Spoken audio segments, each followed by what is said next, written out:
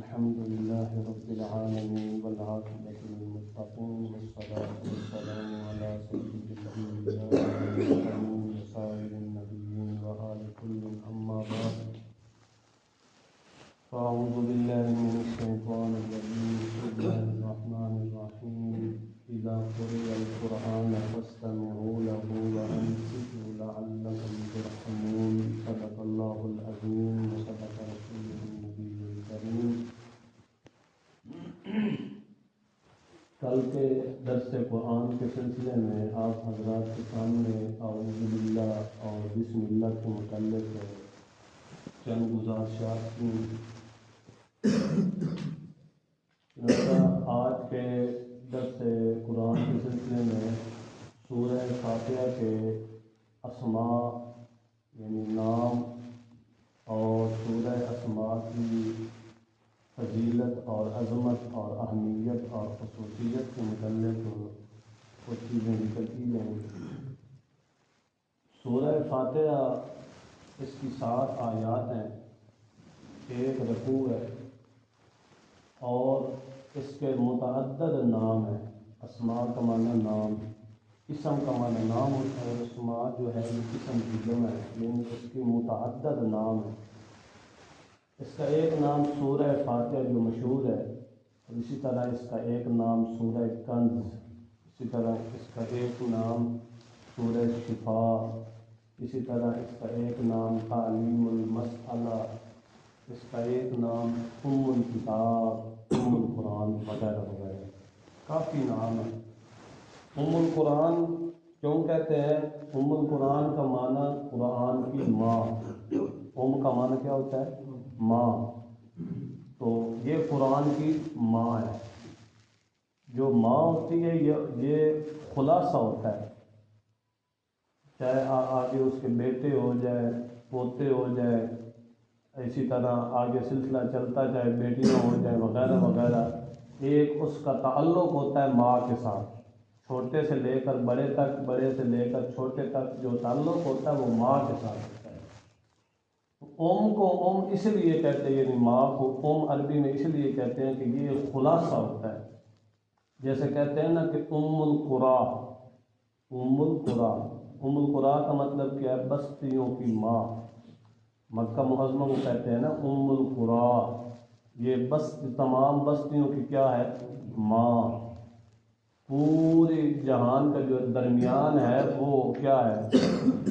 مکہ معظمہ والی جگہ ہے جہاں پر بیت اللہ ہے، اس کو کہتے ہیں القریٰ، تمام بستیوں کی ماں۔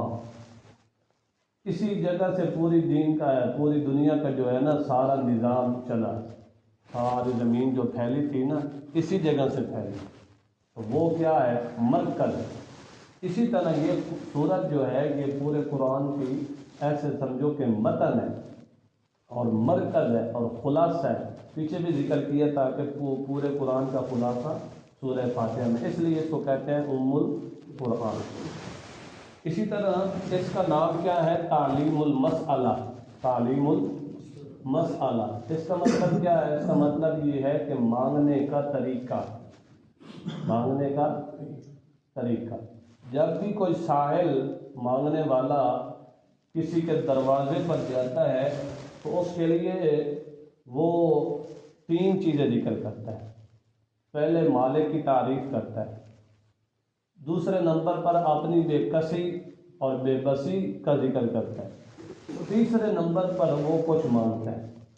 اسی طرح کرتا ہے نا، پہلے مالک کی تعریف کرتا رہتا ہے، پھر اپنی کیا ہے؟ مجبوری ظاہر کرتا ہے، تیسرے نمبر پر کچھ مانگتا ہے، پھر اگلا جو ہے دینے والا وہ اس کو کچھ نہ کچھ ضرور دے دیتا ہے۔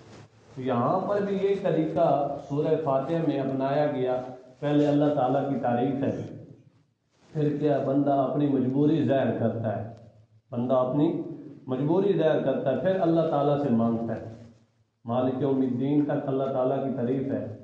ایاک نعبد و ایاک نستعین میں یہ بندہ اپنی بے بسی کا ذکر کرتا ہے، ایک وعدے کا ذکر کرتا ہے کہ اے اللہ میں تجھ سے ہی مانگتا رہوں گا، اور تیری ہی عبادت کرتا ہوں۔ علامہ صاحب رحمۃ اللہ علیہ مانا کرتے تھے ایاک نعبد، اے اللہ جو کچھ دیں گے تجھ کو دیں گے اور جو کچھ لیں گے تجھ سے لیں گے، جڑا کچھ دساں تینوں دساں تے جڑا کچھ لساں وہ بھی تیرے کو لساں۔ تو دوسرے نمبر پر بندہ اپنی بے بسی اور مجبوری ذکر کرتا ہے، تیسرے نمبر پر وہ اللہ تعالیٰ سے مانگتا ہے اہدنا الصراط المستقیم، تو وہ صراط مستقیم کا مطالبہ اور سوال کرتا ہے۔ تو اس کے مختلف نام ہیں، یہ دو نام میں نے اس کی تھوڑی سی وضاحت کر دی، اور اس کے بعد اس صورت کی خصوصیات اور فضائل۔ ایک اس کی خصوصیت یہ ہے کہ دیکھو فرض ہو، سنت ہو، نوافل ہوں، واجب ہوں، جو بھی نماز ہو اس میں یہ صورت پڑھی جاتی ہے۔ دوسری خصوصیت اس کی یہ ہے کہ یہ پوری صورت نازل ہوئی، جو نبی پاک صلی اللہ علیہ وسلم پر سب سے پہلی پوری صورت نازل ہوئی یہی صورت فاتحہ تھی۔ تیسری خصوصیت اس کی یہ ہے کہ یہ متن ہے، یہ جو 7 آیات ہے نا یہ متن ہے، آگے پورا قرآن اس کی تشریح ہے۔ اور فضیلت کے سلسلے میں نبی پاک صلی اللہ علیہ وسلم نے فرمایا کہ اس سورہ فاتحہ کی مثل نہ تورات میں، نہ انجیل میں، نہ زبور میں نازل ہوئی، یعنی تورات و زبور انجیل میں کوئی اس صورت کی مثل نہیں ہوتی۔ اور خود نبی پاک صلی اللہ علیہ وسلم نے یہ بھی فرمایا کہ یہ تمام صورتوں سے عظیم ہے، جتنی بھی صورتیں 114 صورتیں ہیں نا، 113 میں سے یہ صورت کیا ہے؟ عظیم۔ اور دوسرا یہ بھی سمجھو کہ سب سے پہلے جو وحی اتری تھی نا وہ سورہ علق کی تھی، سورہ علق 30واں پارہ سورہ علق، جو جس کا ذکر پہلے میں نے جمعے میں بھی ذکر کیا تھا، اقرأ بسم ربک الذی خلق، یعنی پہلی وحی وہ جو سورہ علق کی تھی، پہلی 5 آیات وہ نبی پاک صلی اللہ علیہ وسلم پر اتری تھی۔ اور یہ جو ترتیب ہے نا یہ ترتیب تلاوت ہے، ترتیب تلاوت، ترتیب نزولی نہیں ہے۔ ترتیب نزولی کیا مطلب؟ جو نبی پاک صلی اللہ علیہ وسلم پر اتری تو پہلے سورۃ علق تھی اقرا، وہ تو ادھر نہیں ہے، وہ تو 30ویں پارے میں آخری پارے میں ہے۔ تو مطلب یہ ہے کہ یہ ترتیب تلاوت ہے، جس طرح لوح محفوظ میں قرآن پاک موجود ہے اسی طرح یہاں پر ترتیب دی ہوئی ہے۔ ترتیب تلاوت اور ہے اور ترتیب نزول الگ ہے، کیونکہ نزول جو ہوا تھا وہ موقع اور حالات کے مطابق اترا تھا، قرآن پاک کا نزول اسی طرح ہوا تھا، مگر اب جب تلاوت ہوگی تو لوح محفوظ میں جس طرح یہ قرآن پاک موجود تھا تو اسی طرح اس کی تلاوت ہوگی۔ اور اس کے بعد یہ سمجھیے کہ سورہ فاتحہ نماز میں پڑھنے کا مسئلہ، کیا مقتدی پر بھی سورہ فاتحہ ہے یا نہیں، یا صرف امام پر ہے؟ اس سلسلے میں ایک روایت یہ بھی آ گئی کہ نبی پاک صلی اللہ علیہ وسلم نے فرمایا کہ لا صلاۃ الا بفاتحۃ الکتاب، اس بندے کی نماز نہیں جو بندہ سورہ فاتحہ نہیں پڑھتا۔ اب یہ اس کا کیا مطلب ہوا؟ دوسری طرح یہ روایت آئی کہ نبی پاک صلی اللہ علیہ وسلم نے فرمایا کہ اذا قرأ فانصتوا، جب امام پڑھے تو اس وقت مقتدی کیا ہوں؟ خاموش ہوں۔ تو یہ 2 قسم کی روایات آ گئی، ایک میں یہ آیا کہ جو نماز میں سورہ فاتحہ نہیں پڑھتا اس کی نماز بھی نہیں۔ اس کا کیا حل ہے؟ اس کا مختصر اور آسان حل یہ ہے کہ اللہ رب العزت نے قرآن پاک میں ذکر کیا اذا قرئ القرآن فاستمعوا له وانصتوا لعلکم ترحمون، سورہ اعراف، اور اس پہ یہ آخری آیات ہے۔ اللہ تعالیٰ نے فرمایا کہ جب قرآن پاک پڑھا جائے، اذا قرئ القرآن، جب قرآن پاک کی تلاوت کی جائے تو فاستمعوا له، اس کو سنو، وانصتوا، اور خاموش رہو، لعلکم ترحمون، تاکہ تم پر رحم کیا جائے۔ اور رحم کی جو شرط ہے وہ اس کے ساتھ خاص ہے کہ جب خاموشی کے ساتھ سنا جائے، بولا نہ جائے، خاموشی کے ساتھ انصات اور جو ہے سننا یہ ضروری ہوگا۔ اس لیے قرآن پاک کا اور دوسرا اجماع ہے اس پر کہ یہ سورت جو ہے یہ جو آیت ہے نا یہ بسم اللہ سورہ فاتحہ کے نہ پڑھنے میں ہے، سورہ فاتحہ نماز میں نہ پڑھنے کے بارے میں ہے، اجماع ہے۔ مطلب کیا ہے؟ جب امام کے پیچھے مقتدی ہوگا اس وقت نہیں پڑھے گا، اس وقت نہیں پڑھے گا۔ جب تنہا نماز پڑھے گا، منفرد الگ نماز پڑھے گا، تو اس وقت سورہ فاتحہ پڑھنی ضروری ہوگی۔ امام پر بھی فاتحہ ضروری ہوگی، جب مقتدی منفرد الگ اپنی نماز پڑھے تو اس وقت بھی اس پر فاتحہ پڑھنی ضروری ہوگی۔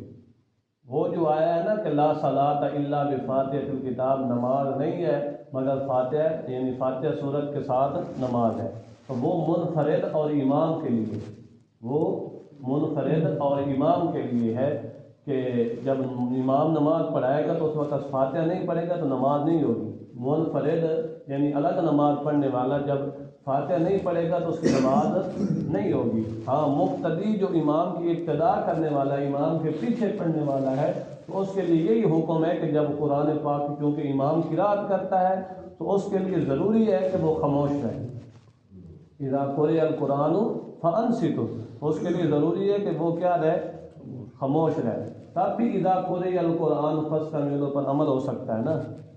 جب امام پڑھے گا تو مقتدی سنے گا۔ ہاں جب الگ نماز پڑھے گا اس وقت چونکہ اس کا فریضہ یہ ہے کہ اس نے تلاوت کرنی ہے فاتحہ کی، اس کے بعد کسی اور سورت کی قرأت کرنی ہے، تو اس کے لیے ضروری ہوگا۔ اب سمجھ آئی بات کہ نہیں؟